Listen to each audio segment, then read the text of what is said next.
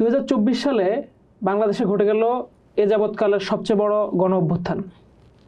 তো এই গণ অভ্যুত্থান আমাদেরকে বাংলাদেশ রাষ্ট্র বিনির্মাণের একটা ঐতিহাসিক সুযোগ তৈরি করে দিছে। তো এই গণ অভ্যুত্থানের ইতিহাস পড়তে গেলে আমরা খুব সমকালীন সময়ে শ্রীলঙ্কায় একটা বড় গণ অভ্যুত্থান ঘটতে দেখি 2022 সালে। তো এই গণ অভ্যুত্থানের পরে শ্রীলঙ্কার রাজনীতি কেমনভাবে গড়ে উঠলো তার পূর্বপার নিয়ে কথা বলার জন্য আজকে পোস্টের স্টুডিওতে আছেন কৌশিক আহমেদ। কৌশিক ভাই একজন অ্যাক্টিভিস্ট, গবেষক, লেখক, সুপরিচিত একজন নাম এবং জুলাইয়ে রাজপথে থাকা একজন মানুষ। কৌশিক দা, আপনাকে শুভেচ্ছা জানাই পোস্টে। আরিফ, আপনাকে অনেক শুভেচ্ছা। আমরা আলাপ শুরু করব যে কথাটা বলতেছিলাম, যে আমরা দেখলাম যে খুব সাম্প্রতিককালে আমাদের এখানে একটা বড় অভ্যুত্থান হয়ে গেল। বদরুদ্দিন ওমর বললেন যে 70 বছরের ইতিহাসে এত বড় অভ্যুত্থান আর হয় নাই, দ্বিতীয়টা।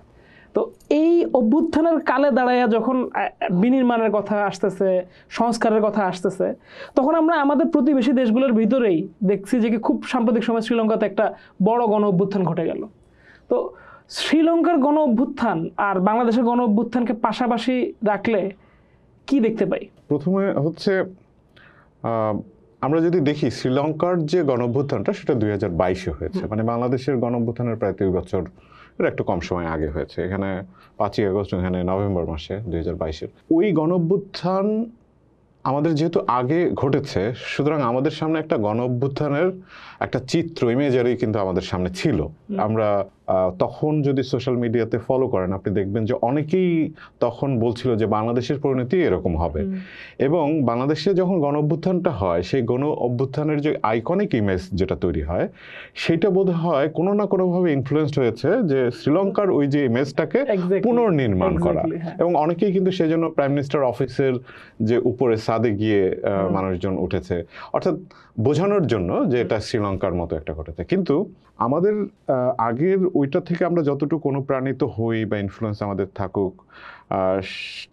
থাকুক না কেন, আমাদের এখানে পরিস্থিতি ছিল যে একটা গণ অভ্যুত্থানের দিকেই যাবে। এবং অনেকেই ধারণা করছিলেন যে শেখ হাসিনার সরকারের পরিণতি একটা গণ অভ্যুত্থানের মাধ্যমেই হবে, এবং সেটা ঘটেছে ফাইনালি। কিন্তু কি কারণে ঘটেছে, সেই কারণটা আর শ্রীলঙ্কার কারণটার মধ্যে কিছু মিল আছে, কিছু সম্পূর্ণ ভিন্ন জিনিস।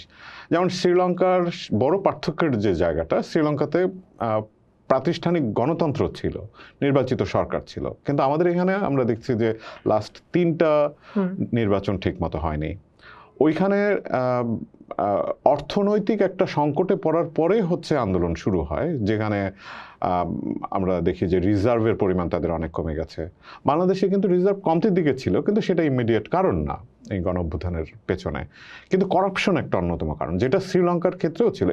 এই জায়গাটাতে একটা মিল আছে। তারপরে হচ্ছে গণতান্ত্রিক ব্যবস্থাতে সাধারণ মানুষের যে অংশগ্রহণ, বিশেষ করে তরুণ একটা বড় গোষ্ঠী, এইটা কিন্তু দুই জায়গাতে সেম, একই রকম। দুই জায়গাতে কিন্তু একই রকমভাবে পার্থক্য আমরা দেখেছি, মানে মিলটা আমরা দেখেছি। আরও কিছু কিছু বিষয়ে আমাদের দুটার মধ্যে মিল আছে, কিন্তু বড় বিষয় হচ্ছে অভ্যুত্থানের পরে বাংলাদেশে কি কি ঘটলো, কিভাবে এটাকে নিয়ন্ত্রণ করছে, আর শ্রীলঙ্কায় কিভাবে তারা নিয়ন্ত্রণ করেছে, কন্ট্রোল করেছে, তাদের অর্থনীতিকে ফিরিয়ে নিয়ে আসছে, এবং পরবর্তীতে একটা নির্বাচিত সরকার যে সেখানে আসলো। এই জায়গাটাতে যেহেতু আমাদের চেয়ে এগিয়ে আছে, সুতরাং আমার মনে হয় যে এই জায়গা থেকে অনেক কিছু শেখার আছে। ওকে, তো শ্রীলঙ্কায় যে ধরেন এই অভ্যুত্থানটার নেতৃত্বে সম্ভবত একটা দলের কথা বা একটা জোটের কথা শোনা যায়, এই জোটটা সম্পর্কে একটু বুঝতে চাই। আচ্ছা, এইটা আসলে একটা জোট বা দল ছিল না, এটা বাংলাদেশের মতোই। বাংলাদেশে যেমন আমরা যখন আন্দোলনটা দেখি, আন্দোলনের পেছনে কোনো একটা নির্দিষ্ট জোট গোষ্ঠী কাউকে কিন্তু আমরা দেখি না। শুরু হয়েছে কোটা আন্দোলন থেকে, কিন্তু পরবর্তীতে আমরা দেখলাম যে আসলে এটা অর্গানিক্যালি সারা বাংলাদেশে ছড়িয়ে গেছে। শ্রীলঙ্কার ক্ষেত্রে ঠিক একই রকম, কিন্তু একটা জায়গায় একটু পার্থক্য আছে। সেই পার্থক্যটা হচ্ছে শ্রীলঙ্কায় 2019 সালে এনপিপি নামে একটা জোট তৈরি হয়, যেই মানে সহজ করে বলে মানে ন্যাশনাল পিপলস পাওয়ার, যেটা এখন ক্ষমতায়। এই জোটটা মূলত গঠিত হয় 2019 সালে, এবং এই জোট গঠনে নেতৃত্ব দেয় তাদের সবচেয়ে পুরানো বামপন্থী একটা দল, যারা হচ্ছে মাওয়িস্ট একটা পার্টি। 1965 সালে পার্টিটা তৈরি হয়। আমরা জানি পার্টিটার নাম হচ্ছে সংক্ষেপে জেভিপি বা জনতা বিমুক্তি, মানে এটাকে কি বলে, জনতা বিমুক্তি, বারবার আমি ভুলে যাই, প্যারামোনা, প্যারামোনা মানে পরিষদ, জনতা বিমুক্তি প্যারামোনা, জেবিপি। এইটা তৈরি হয় 1965 সালে এবং কিউবান বিপ্লবের পর। বেসিক্যালি ওই সময়ের আলোড়নেই তাদের আগ্রহ ছিল যে তারা শ্রীলঙ্কাতেও একটা বিপ্লব করবে। এই পার্টিটা 2019 সালে এসে যে জোটটা গঠন করলো, সেই জোট গঠনের আগ পর্যন্ত তাদের একটা লম্বা ইতিহাস আছে। এই ইতিহাস হচ্ছে তারা কিভাবে একটা বিপ্লবী জায়গা থেকে তারা একটা গণতান্ত্রিক পদ্ধতিতে আসলো, সেইটা খুবই মানে অসাধারণ একটা স্টোরি এবং খুবই ইন্টারেস্টিং। এবং সেখানে যদি আমরা দেখি যে 2বার তারা সশস্ত্র সংগ্রাম করেছে শ্রীলঙ্কান গভর্নমেন্টের ব্যাপারে। একবার হচ্ছে 1971 সালে, আরেকবার হচ্ছে 1987 থেকে 89 সালে। 71 সালেই এই যুদ্ধটা হয়ে তারা সশস্ত্র সংগ্রাম করছে এবং সেখানে কিন্তু 10,000 মানুষ সেই সংগ্রামে মারা গিয়েছে। এবং এরপরে শ্রীলঙ্কার সরকার জেভিপিকে নিষিদ্ধ ঘোষণা করে। তাদের যে প্রধান যে মানে যিনি পার্টিটা তৈরি করেছিলেন, রোহনা বিজয়বীর, তাকেও অ্যারেস্ট করা হয়। এরপরে আবার আমরা দেখি যে 1987 সালে তারা আবার একটা সশস্ত্র বিপ্লব শুরু করে। সেই বিপ্লবে প্রায় 60,000 থেকে 80,000 মানুষ খুন হয়। এবং তারপরও এটা কিন্তু মনে রাখতে হবে যে এই পুরো টাইমটাতে জেভিপি বা জনতা বিমুক্তি প্যারামোনা, এই পার্টিটা কিন্তু শ্রীলঙ্কার, আপনি যদি জিওগ্রাফি এবং এথনিক্যাল তাদের সীমারেখাগুলো দেখেন, যে উত্তরে হচ্ছে তামিল, উত্তর পূর্ব অঞ্চলে, আর দক্ষিণ অংশ মূলত সিনহলিদের। তো ওই অংশে মূলত জেভিপি বেশি কাজ করতো, তাদের ক্ষমতা ছিল। আর উত্তরে ছিল হচ্ছে এলটিটি। তো এলটিটির সংগ্রাম একদিকে চলছে, আর একদিকে হচ্ছে জেভিপির সশস্ত্র সংগ্রাম চলছে। মানে একই সময় শ্রীলঙ্কায় দুই ধরনের যুদ্ধ চলছিল। তো ওই সময় হচ্ছে দক্ষিণ অঞ্চলে জেভিপি যে সংগ্রাম করে বা যে বিপ্লব করে, সেটাতে প্রায় 60 থেকে 80,000 মানুষ মারা যায়। এরপরই শ্রীলঙ্কার সরকার কিন্তু জেভিপিকে আবার পুনরায় নিষিদ্ধ করে। এবং এই নিষিদ্ধ হবার পরে 2000 মানে এই যে 90 থেকে 2000 সাল পর্যন্ত এই পুরো টাইমটা তারা কিন্তু আন্ডারগ্রাউন্ডে। এবং এই সময় তাদের দল একদমই মানে ভেঙে পড়ে এবং এই যে বিজয়বীর, তাকে ওই সময় হত্যা করা হয়। তো এরপরে পার্টি যেভাবে তৈরি হলো নতুন করে, সেটা কিন্তু নতুন তাদের ইডিওলজিক্যাল শেপিংয়ের দরকার হয়েছে। এবং সেই সময় আমরা দেখি যে আজকে যে প্রেসিডেন্ট অনুরা, তিনি হচ্ছে আস্তে আস্তে রাজনীতিতে প্রবেশ করছেন। এবং 2004 সালে বেসিক্যালি তিনি পার্টির লিডার, মানে পার্টিতে অ্যাক্টিভ হন। তো এই সময়টাতে 2000 মানে তারা নিয়মতান্ত্রিক একটা গণতান্ত্রিক পদ্ধতিতে মানে রাজনীতিতে আসার একটা তাদের চেষ্টা আমরা দেখি। এবং 2014 সালে যখন অনুরা, সে যখন পার্টির লিডারশিপে আসেন, পার্টির নেতৃত্ব দেন, তখন তিনি ঘোষণা দেন, একেবারে জনগণের সামনে ঘোষণা দেন। এটা লন্ডনে তাদের একটা মিটিংয়ে তিনি বলেন, 2টা সশস্ত্র সংগ্রামে যত মানুষ মারা গিয়েছে বা তাদের সেই সময় কর্মকাণ্ডের জন্য তারা দুঃখিত, তারা ক্ষমা প্রকাশ করে সমস্ত মানুষের কাছে। এবং তারা তখন তিনি ঘোষণা করেন এরপর থেকে গণতান্ত্রিক পদ্ধতিতে নির্বাচনী রাজনীতিতে তিনি ফিরবেন, তার দল ফিরবেন। এই 2014 সাল থেকে আজকে 11 বছর পরে 2025 সালে আজকে তারা ক্ষমতায়।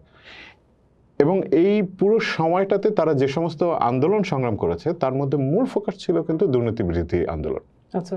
এবং এই টাইমটাতে যদি আমরা শ্রীলঙ্কার রাজনৈতিক ইতিহাসও দেখি, এই সময় কিন্তু শ্রীলঙ্কা অনেক বেশি IMF এবং বাইরের লোন নির্ভর একটা ডেভেলপমেন্ট প্রজেক্টের মধ্যে ঢুকে গেছে। তাদের হচ্ছে বন্দর তৈরি হচ্ছে, তাদের নতুন নতুন অবকাঠামো তৈরি হচ্ছে, নানা ধরনের উচ্চাভিলাষী প্রজেক্ট নিচ্ছে এবং সবগুলোর জন্য লোন করতে হচ্ছে।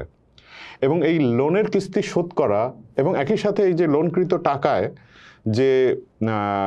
যে একটা কি বলে শাসক গোষ্ঠীর একটা দুর্নীতির যে অবকাঠামো, একই সাথে দুর্নীতির যে নেটওয়ার্ক তৈরি হয়ে গেছে, এটার বিরুদ্ধে কিন্তু অনুরা এবং তার দল অনেকদিন ধরে কাজ করছিল। আচ্ছা, ওকে। তো এটা তো তাহলে আমাদের এখান থেকে একটু পৃথক হলো, মানে হ্যাঁ, একটা মানে ধরেন এই লোনের ব্যাপারটা বা ধরেন সবার ফুলে ফেপে ওঠা, এটা তো আওয়ামী রেজিমে খুব শক্তভাবে দেখা গেছে, কিন্তু সেটার প্রতিরোধে আমরা একটা অভ্যুত্থানই দেখলাম, কিন্তু তার আগে তো পার্টিকুলার বিশেষ করে বামপন্থীদেরকেও তো মনে হয় এভাবে আমরা দেখি নাই। এইখানেই আমি ওই জায়গাটাতে পৌঁছাতে চাই, যে সেটা হচ্ছে যে ধরেন একটা মাওবাদী পার্টি সে তার চরিত্রকে বদল করলো, বা আমরা এভাবেও দেখতে পারি যে কি আরেকটু প্রো পিপল হইতে পারলো, বা ধরেন যেই জোটগুলোর কথা আপনি বলতেছিলেন যে যাদের সাথে সে যুক্ত হইলো, এইভাবে সে যে একটা মানে বড় স্পেকট্রামকে ধরতে পারলো, এটা তো সম্ভবত আমাদের এখানকার জন্য একটা শিক্ষা হইতে পারে। এটা একটু বুঝতে এটা খুব ইন্টারেস্টিং একটা ব্যাপার যে তারা 2019 সালে তারা জোট গঠন করে, আর বিপ্লব হয় হচ্ছে বা গণ অভ্যুত্থান হয় 2022 সালে। তার মানে তারা যে জোটটা গঠন করে সেটা হচ্ছে আন্দোলনের বা গণ অভ্যুত্থানের 3 বছর আগে। মানে তারা প্রেডিক্ট করতে পেরেছিল যে সামনে এ ধরনের একটা কিছু ঘটবে। এবং এটা খুবই ইন্টারেস্টিং একটা ব্যাপার যে আমি এই গবেষণার স্বার্থে শ্রীলঙ্কা নিয়ে পড়তে গিয়ে আমি যে সমস্ত ইনফরমেশন বা তথ্য পেলাম, তো ওইটা করতে গিয়ে আমার মনে হলো যে আমি শ্রীলঙ্কার কারোর সাথে কথা বলি, শ্রীলঙ্কার অ্যানালিস্ট যারা তাত্ত্বিক আছেন বা পলিটিক্যাল পার্টির আছেন। তো আমি এরকম 4-5 জনের সাথে রিচ করেছি, তাদের সাথে আমার দীর্ঘ ইন্টারভিউ তাদেরকে আমি নিয়েছি। একজন হচ্ছেন ওইখানকার একজন কলামিস্ট, তিনি এসে লেখেন, তিনি শ্রীলঙ্কার অর্থনীতি নিয়ে শ্রীলঙ্কার পলিটিক্স নিয়ে লেখেন, বেশ স্বনামধন্য। তো উনি এবং আরও একজন অ্যাক্টিভিস্ট এবং আরেকজন ইউনিভার্সিটির প্রফেসর, কলম্বো ইউনিভার্সিটির প্রফেসর। এবং সামনে হচ্ছে আমার যেহেতু এটা অনগোয়িং মানে চলছে, এখন আমি সমস্ত ডেটা তথ্য সব কিছু আমি এখনো পাইনি বা অ্যানালিসিস করা হয়নি। তো এটা করতে গিয়ে আমি যেটা দেখলাম যে তাদের অবস্থা এরকম ছিল যে একটা গণ অভ্যুত্থান যে কোনো সময় হতে পারে, কারণ ইকোনমি খুবই টার্মোইল সিচুয়েশনে যে কোনো সময় কলাপস করতে পারে এবং করাপশন অনেক অনেক অনেক বেড়ে গেছে এইরকম সিচুয়েশন, এবং সারা দেশব্যাপী একটা দুর্নীতি বিরোধী আন্দোলন চলছে, এবং যেই আন্দোলনের নেতৃত্বে অনুরা এবং তার এই যে এনপিপি, যারা হচ্ছে পাবলিক কন্টিনিউয়াসলি দেখছে যে এই লোকগুলা ট্রাস্টেড, এই লোকগুলা হচ্ছে ট্রান্সপারেন্ট, তারা হচ্ছে সমাজের তাদের শ্রেণীর মানুষ, তাদের কোনো ব্যাংক ব্যালেন্স নাই, বড় কোনো গাড়ি বাড়ি নাই, তাদের এর সমস্ত কোনো কিছুর সাথে নাই, এবং তারা সবসময় ন্যায়ের কথা বলছে এবং দুর্নীতি বিরোধী কথা বলছে। এরকম সিচুয়েশনে তারা যে জোটটা গঠন করলো সেই জোটটা সারা দেশব্যাপী প্রত্যন্ত অঞ্চলে তৃণমূল পর্যায়ে কাজ করেছে, এবং এটা শুধু পলিটিক্যাল পার্টির সাথে করে নাই জোটটা। এখানে পলিটিক্যাল পার্টি আছে মাত্র 3টা।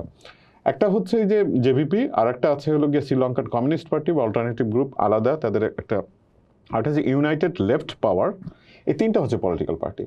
কিন্তু 21টা যে সংগঠন তার মধ্যে আছে শ্রমিক পেশাজীবী সংগঠন, 6টা শ্রমিক পেশাজীবী সংগঠন আছে, যেমন national trade union centre, inter company employees union, এরকম doctor for social justice, university teachers for social justice, public servants for public service. এই যে তাদের পেশাজীবী সংগঠনগুলা তাদেরকে যুক্ত করেছে এই জোটের মধ্যে। তারপরে হচ্ছে ইয়ুথ গ্রুপ, যারা এরকম 4টা ইয়ুথ গ্রুপকে তারা যুক্ত করেছে।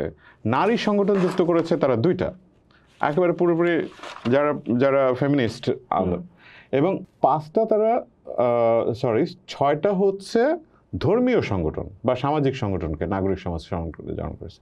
এর কারণ হচ্ছে তারা সমস্ত দেশব্যাপী বিভিন্ন জায়গাতে পৌঁছাতে চেয়েছে, এবং তাদের অ্যাকশন ছিল হচ্ছে উঠান বৈঠক, মানে একেবারে ডোর টু ডোর, এবং মানুষের কাছে এভাবে তারা পৌঁছেছে। এই জোটের কল্যাণে তারা পেশাজীবীদের মধ্যে ঢুকতে পেরেছে, তারা বিভিন্ন শ্রমিকদের মধ্যে, সব ক্লাস্টার মধ্যে, ধর্মীয়, কারণ একটা রাজনৈতিক দল সমস্ত ক্লাস্টারে কিন্তু নাও ঢুকতে পারে, কিন্তু যেহেতু বিশেষ করে বামপন্থীদের তো আরো কঠিন এটা। তো 2022 সালের পরে আমরা যদি শ্রীলঙ্কার ঘটনার প্রবাহ দেখি, সেখানে যেটা ঘটেছে, সেখানে নতুন যিনি প্রধানমন্ত্রী আসলেন তিনিও আগের গভর্নমেন্টের পার্ট ছিলেন বা দীর্ঘদিন যাবৎ তার প্রাইম মিনিস্টার হিসেবে কাজ করার অভিজ্ঞতা আছে, এবং তিনি এসে দ্রুত সময়ের মধ্যে অর্থনীতিটাকে ঠিক করতে পেরেছেন। এটা সবাই স্বীকার করবে যে শ্রীলঙ্কার অর্থনীতি ঠিক হয়েছে। কিন্তু পলিটিক্সের জায়গা থেকে যেটা একই সাথে শ্রীলঙ্কার জনগণ দেখলো, সেটা হচ্ছে আগের যে ক্লাস, সেই একই ক্লাস এখন রয়ে গেছে। যেমন যে যার বিরুদ্ধে গণ অভ্যুত্থান, সে 6 মাসের মধ্যে আবার দেশে ফিরেছে, তার কোনো সাজা হয়নি, এবং আগের সরকারের বড় বড় যারা ছিলেন মন্ত্রী থেকে শুরু করে নানা কিছু যারা বিভিন্ন পেশায় বিভিন্ন সেক্টরে, ব্যাংকিং থেকে শুরু করে অর্থনীতি, তারপরে ইন্ডাস্ট্রি, সব সেক্টরে যারা প্রতিষ্ঠিত, যারা আসলে নিয়ন্ত্রণ করতেন অর্থনীতিকে, তারাই আছেন। সো এই যে অভিজাত তন্ত্র, এইটার পরিবর্তন হয়নি এবং এই সুযোগটা নেয় জেভিপি নেতৃত্বাধীন এই এনপিপি বা অনুরা। তারা হচ্ছে সারা বাংলাদেশে, বাংলাদেশ না সরি, বাংলাদেশ হলে ভালো হতো, সারা শ্রীলঙ্কাতে তারা জনগণের কাছে গিয়ে তারা নতুন সরকার কীরকম দেখতে চায়, তাদের পলিটিক্যাল ভিশন, এগুলো হচ্ছে মানুষের সাথে কথা বলে ঠিক করেছে। তাদের ইশতিহার একবারে জনগণের কাছ থেকে আসছে এবং এইটা যখন তারা উপস্থাপন করেছে, ওই একই টাইমে পাবলিকের মধ্যে অ্যান্টি এলিটিসিজম এবং ওই যে করাপশনের যে চিত্র, যেটা আসলে যেই করাপশনের সাথে আগের রেজিমের যারা জড়িত ছিল সেই একই সিস্টেম যেহেতু থাকলো, খুব সহজেই পাবলিককে কানেক্ট করতে পারলো। পাবলিক তখন দেখলো যে আসলে আমাদের এখন নতুন কিছু দরকার এবং এই নতুনের সুযোগটা নিয়েছে হচ্ছে এনপিপি। আমাদের এনসিপিরও সেই সুযোগটা ছিল, কিন্তু এনপিপি কিন্তু সেই সুযোগটা নিয়েছে এবং পাবলিক তাদেরকে ভোট করেছে, লেটস ট্রাই সামথিং ডিফারেন্ট।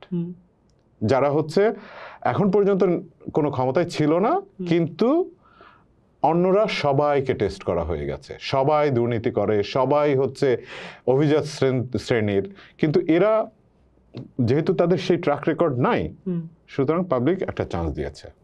ওকে ওকে ওকে তো তাহলে তো মানে আমরা যেটা দেখলাম যে ধরেন অভ্যুত্থানের সময়কালটাও যদিও কাছাকাছি, কিন্তু এটার পিছনের যে তাদের যে প্রস্তুতিটা সেটা বেশ লম্বা ইতিহাসই ছিল। আবার অভ্যুত্থানের পরেও অভ্যুত্থানটাকে ধরে রাখার জন্য তাদের যেই এই প্রচেষ্টাটা, সেইটাও বেশ শক্তিশালী বলা যায় আর কি।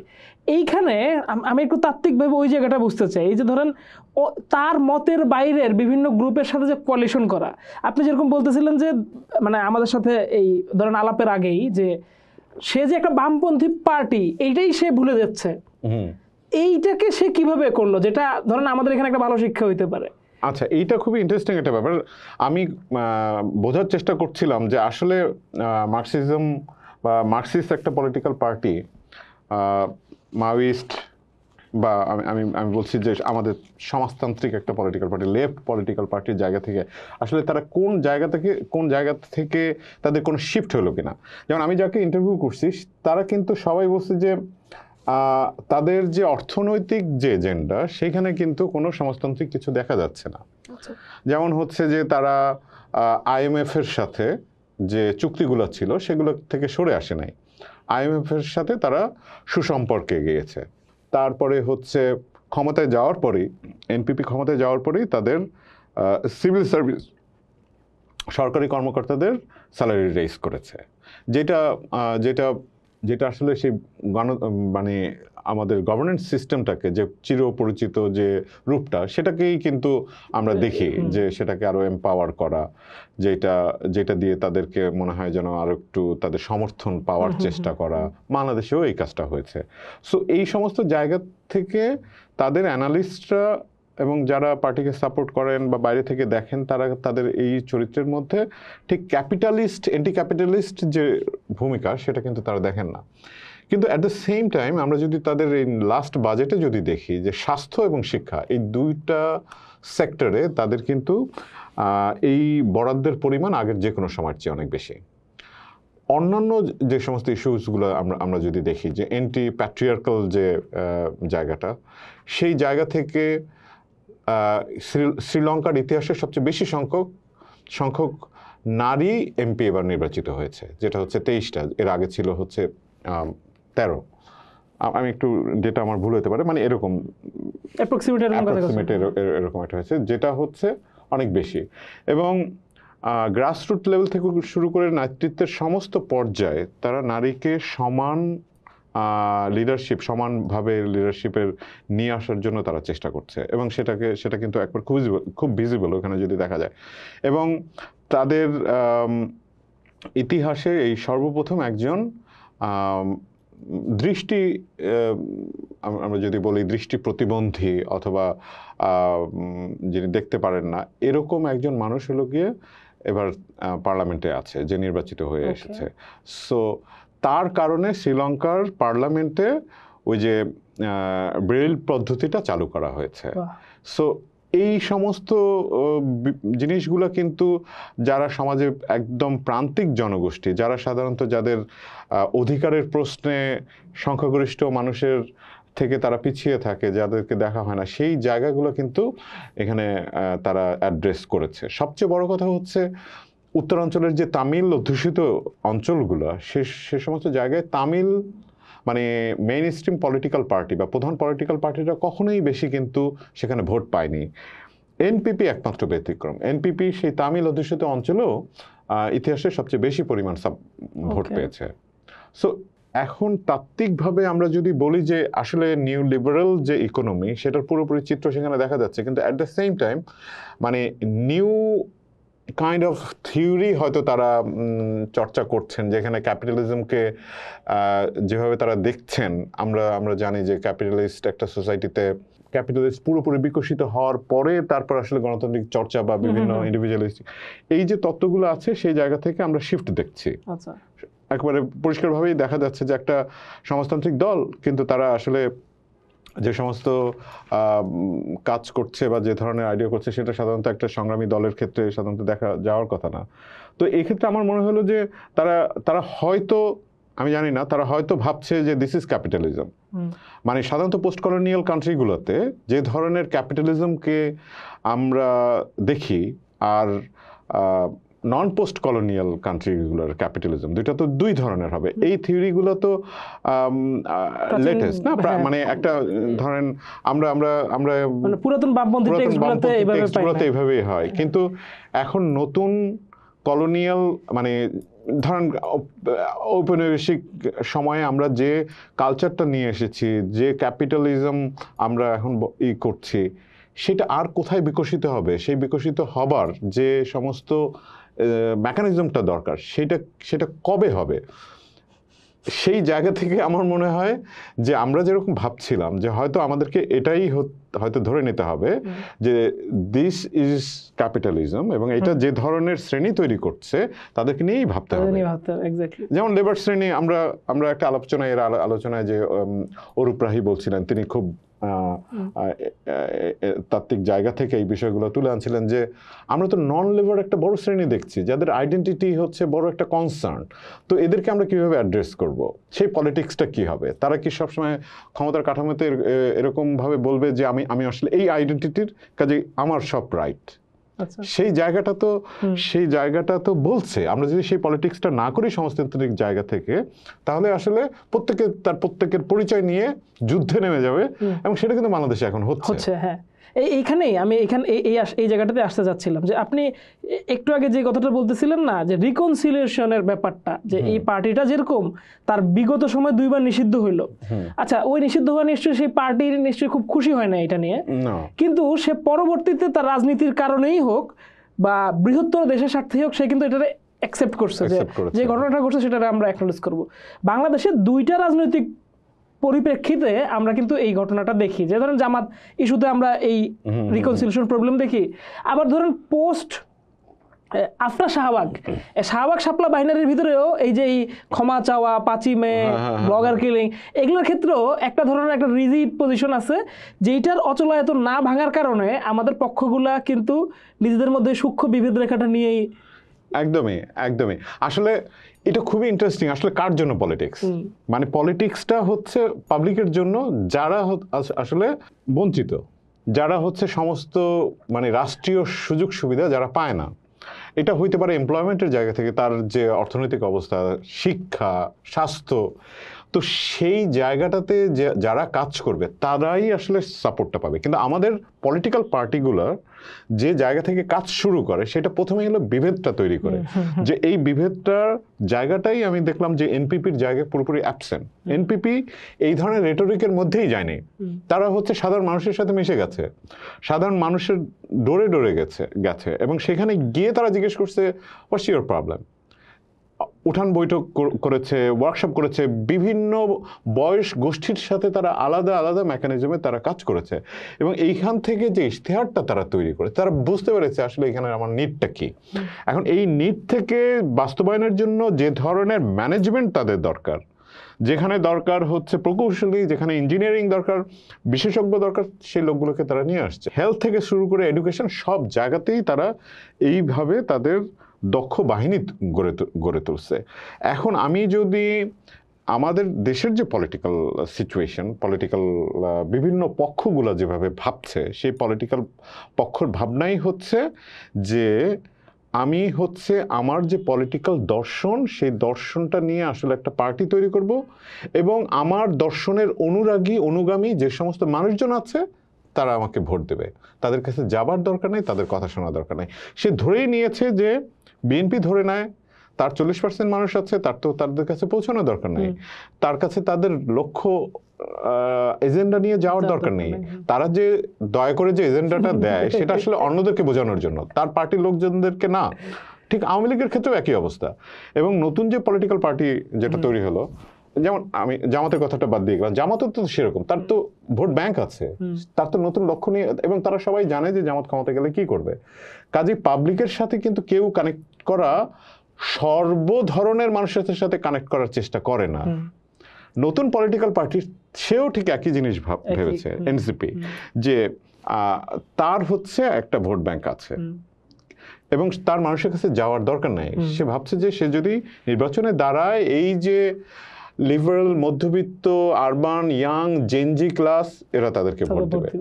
কিন্তু আসলে কি দিবে? এখানে আমি আসলে আলাপটাকে একটু র্যাপ আপ করব যে এই অভ্যুত্থানের পরে ধরেন আমরা তো ওই তুলনাগুলোকে দেখলাম। এখন আমি যদি টেকের কথা বলি, যে ধরেন আমি এখনো হয়তো নতুন রাজনৈতিক দল থেকে আকাঙ্ক্ষার জায়গা রাখি, খুব বেশি সময় যে হয়েছে তা তো না, বা ধরেন একটা নির্বাচন হয়ে গেলে যে সব শেষ হয়ে যাবে তাও না, এটা তাদের সুযোগ আছে সামনে ফ্লরিশ করার, এখনো অনেক সময় আছে এই নির্বাচন পর্যন্ত। তো সে আসলে কি কি করতে পারে যেটাতে গেলে, ধরেন আমি একটু বড় করবো প্রশ্নটা এইভাবে, যে যেমনটা আপনি বললেন যে ধরেন বাংলাদেশের ভোটারদের অর্ধেক নারী, তো নারী সম্পর্কে আমাদের এখানকার এই নতুন ধরনের পার্টিকুলার পজিশন এক ধরনের পপুলিস্ট পজিশন, সে যেন এই ভোটারদেরকে চোখেই দেখতে পাচ্ছে না। সেটা কিন্তু শ্রীলঙ্কা এখানে আমরা ব্যতিক্রম জায়গাতেই দেখি। কারণ যতই আমি পপুলিজমের কথা বলি, দিন শেষে কে আমার ভোটার সেটা তো আমার চিনতে পারা দরকার। তো একদম শুরুতেই একটা পার্টি যখন বুর্জোয়ার পকেটে চলে যায়, সেটারও এখানে একটা ভালো উদাহরণ হাজির হইলো, যে সে পকেটস্থ হইতে রাজি আছে কিন্তু পিপলের হিস্সাটাকে বুঝে নেওয়ার পরে। তাহলে as a whole, not only for NCP by word আমি বলবো, অন্য যে গোষ্ঠীগুলোরও নতুন রাজনীতি বন্দোবস্ত তৈরি করার দরকার। তারা আসলে শ্রীলঙ্কা থেকে কি কি টেক নিতে পারে? একটা হচ্ছে যে মানে যেমন হচ্ছে আমাদের যে পরিস্থিতি, আমি যেটা বুঝতেছি শ্রীলঙ্কার সাথে কিন্তু অনেকটাই মিল। যেমন আমাদের কিন্তু বিএনপি, আওয়ামী লীগ, জামাত, এনসিপি সবাই টেস্টেড হয়ে গেছে লাস্ট কিছু দিনের মধ্যে। কারণ এন্টি করাপশন যদি ইস্যু থাকে, তাহলে কেউই কিন্তু নিয়ে আসতে পারে নাই বা প্রমাণ দেখাতে পারে নাই যে সে এন্টি করাপশনের লোক। আওয়ামী লীগ তো প্রুভেন যে সে করাপ্ট করে গেছে, বিএনপিরও সেই ইতিহাস আছে। আমরা ইদানিং জামাত ইসলামের বিভিন্ন স্থানীয় লেভেলে তাদের কর্মী, তাদের যে সমস্ত ক্ষমতার ব্যবহারের কথা শুনি, তাহলে খুব বেশি আশাবাদী হওয়া যায় না যে তারা ক্ষমতায় গেলেও খুব দুর্নীতি বিরোধী অবস্থান তাদের থাকবে। এনসিপির তো ইতোমধ্যে এনসিপির উপদেষ্টার একজন ছাত্র, এনসিপির না মানে আমি বলবো যে ছাত্র একজন উপদেষ্টার তার পিএস এর বিরুদ্ধে একটা কারাপশনের দুদক সেখানে মামলা করছে, ইনভেস্টিগেশন করছে। সে যদিও এনসিপির না, কিন্তু তাকে মানুষ তো ভাবে যে সে আসলে নতুন ছাত্রদের নেতৃত্ব। কাজেই তাদের উপরে কিন্তু ভরসা করতে পারছে না, বা আমরা একটা সন্দেহ নিয়ে আছি। আমরা চাই যে তারা ভালো করুক। তো এখন এন্টি করাপশন ইস্যু তো সমস্ত মানুষের, তো এই যে টেস্ট হয়ে গেল, সেখান থেকে এই ভয়েসটা, এটা একটা এরিয়া যেটা নিয়ে যারা কথা বলবে মানুষ তাকে সাপোর্ট করবে, সে যে দলেরই হোক না কেন। কারণ মানুষের ইস্যু কিন্তু করাপশন। এরকম না যে সে বিএনপির করাপশন সাপোর্ট করছে, আওয়ামী লীগের করাপশনকে সাপোর্ট করছেন, তা কিন্তু না। জাস্টিসের ক্ষেত্রেও মানুষের চিন্তা কিন্তু একই রকম। সে এখন আওয়ামী লীগের যখন আমি বিচার হইতে দেখি, দাবি করি, আমি কিন্তু সাধারণ মানুষ কিন্তু এটা মনে করে না যে বিএনপির হওয়ার দরকার নাই। জামাত ইসলামেরও ঠিক একই রকম, যে যে অপরাধ করেছে বিচারটাকে সুবিচার হওয়া, এটা হচ্ছে জন আকাঙ্ক্ষা। কিন্তু আমরা সমস্ত পলিটিক্যাল পার্টির ক্ষেত্রে দেখতে পাচ্ছি সে আরেকজনের বিচার চাচ্ছে, তার অপরাধের বিচার চাচ্ছে, নিজের অপরাধের বিচার চাচ্ছে না। তো এই জায়গা থেকে দেখেন কত বড় একটা গ্যাপ এরিয়া। এনসিপি যদি এই জায়গাটাতে কাজ করে, আসলে সমস্ত অপরাধের আমরা বিচার চাই, সুবিচার চাই, তাহলে একটা শূন্য এরিয়া, এটা নিয়ে আপনি সমস্ত মানুষের সাথে কানেক্ট করতে পারবেন। এবং এনসিপি যেটা এনপিপি যেটা করেছে, যেটা এনসিপি করতে পারে, সেটা হচ্ছে তারা এই যে সমস্ত ধরনের মানুষের সাথে, শহর বন্দর গ্রাম, যে পদ্ধতিতে যাওয়া সম্ভব, যেমন হচ্ছে ওরা ইউজ করছে টিকটক, ইনস্টাগ্রাম। কারণ টিকটক হচ্ছে যে শ্রেণীর কাছে যায়, সেই শ্রেণীর কাছে হচ্ছে আপনি অন্য কোনোভাবে আপনি মেসেজ দিতে পারবেন না, কিন্তু টিকটকের মাধ্যমে আপনার পার্টির যে মেইন মেসেজ বা আপনি যা করতে চান সেটা কিন্তু তাদের সাথে কানেক্ট করতে পারবেন। আবার ইনস্টাগ্রাম যে শ্রেণী, জেনজি শ্রেণী, আমি জানি না জেনজির পলিটিক্যাল পার্টি সে কি জেনজির সাথে ইসের মাধ্যমে, ইনস্টাগ্রামের মাধ্যমে সে কি কমিউনিকেট করে, মানে এটা আমি বললাম যে একটা গোষ্ঠী। কিন্তু আরও যে সমস্ত সাধারণ মানুষ আছে গ্রাম অঞ্চলে চলে, সেজন্য তারা সেই গ্রামের উঠোনে গিয়ে তারা সভা সমিতি করেছে। এই যে বিভিন্ন ডাইভার্সিফাইড অর্গানাইজেশনের যে তাদের জোট, এই জোটগুলো নিয়ে তারা সে সমস্ত জায়গায় পৌঁছেছে, যার জন্য খুব সহজে তারা কানেক্ট করতে পারছে এবং তাদের কাছ থেকে তারা ইশতেহার নিয়ে আসছে। সেই সমস্ত ডেটা মানুষের চাহিদাকে তারা ইশতেহারে পরিণত করেছে, যার জন্য তাদের ইশতেহার কিন্তু সবচেয়ে বেশি মানুষের কাছে পৌঁছেছে এবং তারা ভোটটা পেয়েছে। আরও যে সমস্ত বিষয়গুলো তারা যেটা করেছে, সমস্ত ধরনের সুবিধাবঞ্চিত মানুষ, মানে জেন্ডার ডাইভার্সিফাইড পপুলেশন, তারপরে ফিজিক্যালি চ্যালেঞ্জড পপুলেশন, তারপরে বিভিন্ন জাতিগোষ্ঠীর সবার রিপ্রেজেন্টেশন রেখেছে। এটা টোকেন না। এবং তাদের আরো ইন্টারেস্টিং ব্যাপার যে নন পলিটিক্যাল ব্যাকগ্রাউন্ড এরকম নারীদেরকে তারা রাজনীতিতে এনেছে। ডাইনাস্টিক রাজনীতি না, যে তার বাবা পলিটিক্স করেছে এখন মেয়েকে সে রাজনীতি নিয়ে আসলো, সেরকম না। তারা খুঁজেছে যে নারী নেতৃত্ব লাগবে, কিন্তু সে যেন কোনো পলিটিক্যাল পরিবার থেকে না হয়। এইভাবে তারা যে সমস্ত যে সমস্ত পদ্ধতিগুলো নিয়েছে, তার কারণে তারা গ্রাসরুট থেকে শুরু করে সমস্ত শ্রেণীর মানুষের কাছে পৌঁছেছে। এই পুরো সুযোগটা কিন্তু এনসিপির সামনে আছে। ওকে, ধন্যবাদ কৌশিক দা আজকে আমাদের সাথে সময় দেওয়ার জন্য। নিশ্চয়ই আমরা আবারও পোস্টে আপনাকে পাবো। অসংখ্য ধন্যবাদ আরিফ, থ্যাংক ইউ।